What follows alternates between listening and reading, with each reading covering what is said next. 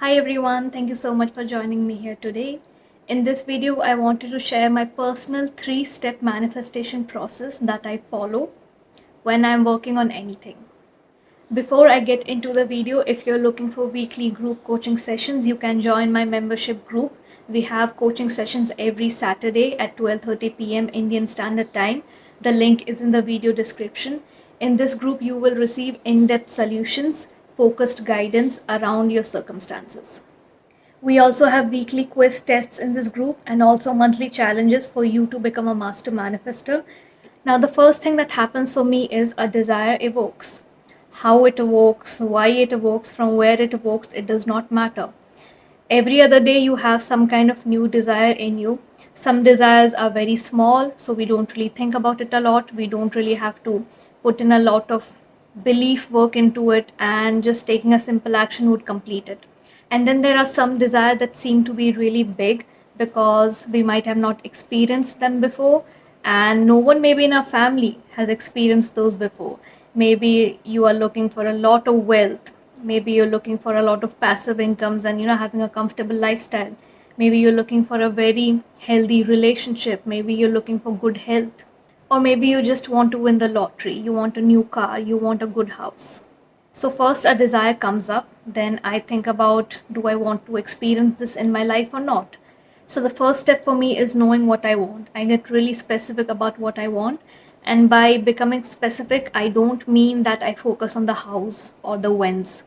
I don't care about the house and the whens because now it's been that long for me. It's been almost 10 years that I know time is irrelevant, and I know the house don't matter because it's going to come in the most beautiful way.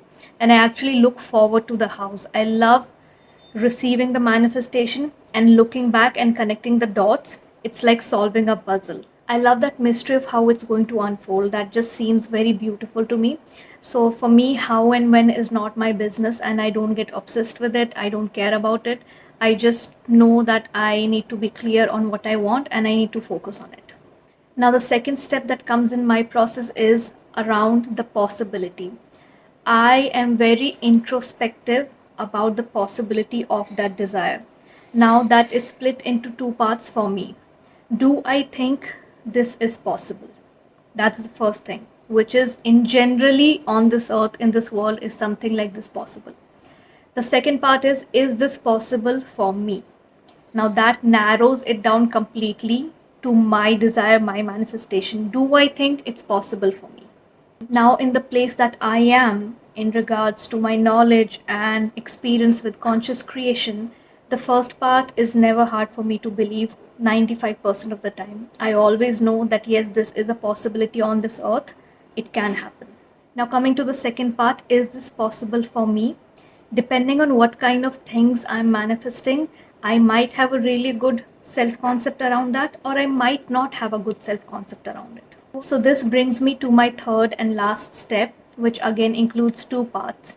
There's self concept work, and then there's the work of living in the end state, which is me focusing on my desire, me being in that state of the wish fulfilled so that it shows up in my life. Now, I have put these two things of self concept and living in the end state in the same step because most of the time I'm doing these two activities simultaneously.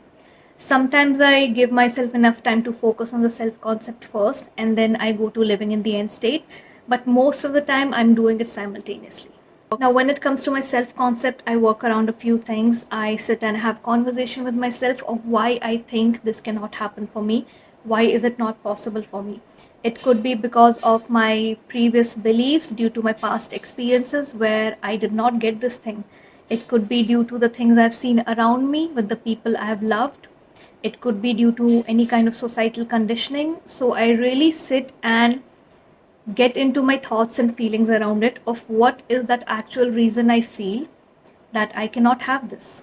And once I have those reasons, whether it's through talking to myself or writing it out, once I have those reasons, I start flipping those reasons and talking to myself every day, having a good internal dialogue that no, I can have this. It's possible for me. And I also take references from 3D around this. 3D references are great to build your belief.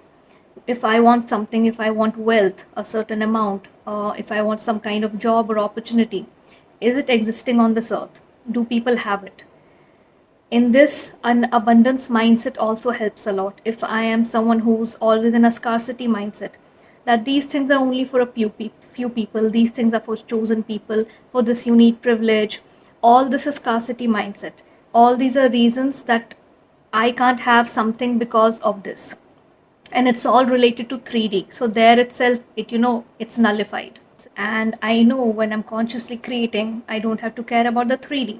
The 3D does not dictate my beliefs. So all of this internal talk helps me in building belief in myself, in building up my self concept around that desire. So things like taking 3D references to build my belief, ensuring I'm focusing on an abundance mindset, helps me in my self concept, and simultaneously I'm living in the end state. Now, how do I live in the end state? How often do I visit that state during the day? What am I doing during the remaining day when I'm not practicing techniques or I'm not in that state?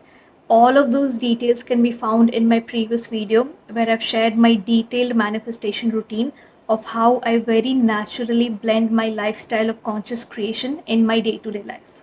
So this is all I do. These 3 steps are all you need to manifest any kind of desire, small or big.